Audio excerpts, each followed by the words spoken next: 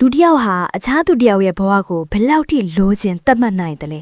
သူရဲ့ရုပ်ရည်သူရဲ့အောင်မြင်မှုသူရဲ့မိသားစုနောက်ဆုံးသူရဲ့မိသူမျိုးဝဖြစ်ချင်းကိုပါခိုးယူဖို့အထိစိတ်ကူးရင်လိုက်ရင်ဘာခဲ့မလဲဒီနေ့မှာတော့ဩစတြေးလျနိုင်ငံမဲလ်ဘုန်းမြို့ကိုတုံးလုခြောက်ချစေခဲ့တဲ့အသက်15နှစ်အရွယ် Rachel Barber အမှုကြောင့်ပြောပြမှာပါIn the leafy suburbs of Melbourne, Caroline Reid Robertson was consumed by a crazy obsession with her neighbour, pretty popular dance student Rachel Barber.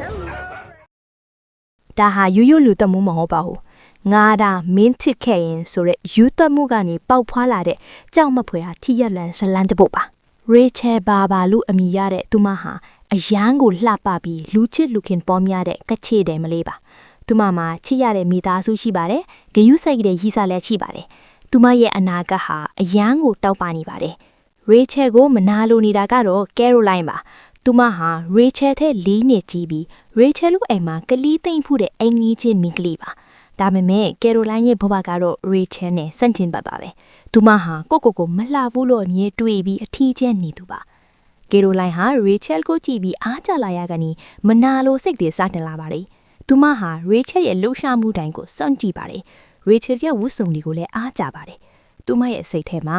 ငါသာ Rachel ဖြစ်သွားရင်ငါတို့ကပြောစရာကောင်းပါပဲဆိုတဲ့အစိတ်တောက်စိတ်ကူးအမြင့်တွယ်လာပါတော့တယ်။1999ခုနှစ်မတ်လ3ရက်နေ့မှာ Rachel တယောက်အိမ်ကိုပြန်မလာတော့ပါဘူး။သူမဟာလှုပ်ဝက်တဲ့အလုပ်တစ်ခုသွားလုပ်မယ်ဆိုပြီးပျောက်သွားတာပါ။အကြောင်းကတော့ Caroline ဟာ Rachel ကိုဘလို့လှည့်ပြားခဲ့တယ်လဲဆိုရင်ငါမှစိတ်ပညာစံတမှုတစ်ခုလုံးဖို့ရှိတယ်။အဲ့ဒါကိုကူညီပေးရင်နင့်ကိုဒေါ်လာ900ပေးမယ်။ဒါပေမဲ့ဒါကိုလွတ်ဝတ်ထားရမယ်လို့ပြောခဲ့တာပါ။အသက်15နှစ်အရွယ်မိန်းကလေးတစ်ယောက်တို့ဒေါ်လာ900ဆိုတာအများကြီးမို့လို့ Rachel ဟာယိုကြည်ပြီး Caroline ရဲ့တိုက်ခန်းကိုလိုက်သွားခဲ့ပါတယ်။အဲ့ဒီနေ့ကစပြီး Rachel တယောက်အစအနမကြံပျောက်သွားပါတော့တယ်။ရဲတွေက Rachel ကိုအိမ်ပြေးဖျက်တတ်မှတ်ထားချိန်မှာမိဘတွေကတော့ Caroline ကိုတန်တရားဝင်ခဲ့တာတယ်။ဘာလို့လဲဆိုတော့ Caroline ရဲ့ဖုန်းခေါ်ဆိုမှုတွေကထူးဆန်းနေလို့ပါ။ရဲတွေက Caroline ရဲ့တိုက်ခန်းကိုဝင်စစ်တဲ့အခါမှာတော့တလောကလုံးတုံးလူတွက်ရပါတယ်။အဲ့ဒီမှာ Caroline ရေးထားတဲ့ diary တွေကိုတွေ့လိုက်ရပါတယ်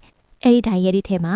Rachel ကိုဘလို့တတ်မလဲဆိုတဲ့အစီအစဉ်တွေအတင်း Rachel တည်သွားရင်ငါရဲ့မျက်နာကိုခွဲစိတ်ဖြုတ်ပြင်ပြီး Rachel ရဲ့ပုံမကိုငါဘလို့ဝင်ယူမလဲဆိုတာတွေကိုအသေးစိတ်ရေးထားတာပါ။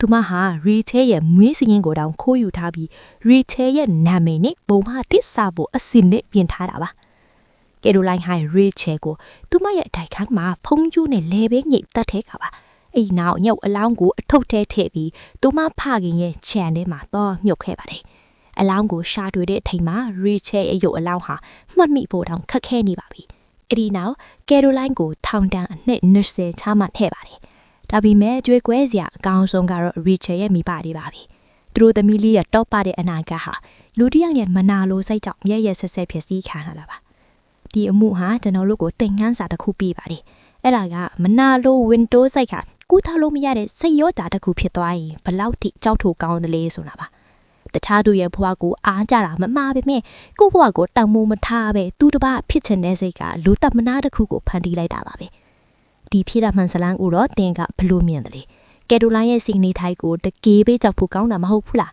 ။အောက်က comment မှာဆွေးနွေးသွားကြပါဦး။အခုလိုစိတ်ဝင်စားဖို့ကောင်းတဲ့ crime story တွေကိုနားဆင်ချင်ရင် channel ကို subscribe လုပ်ထားဖို့မမေ့ပါနဲ့ဦးနော်။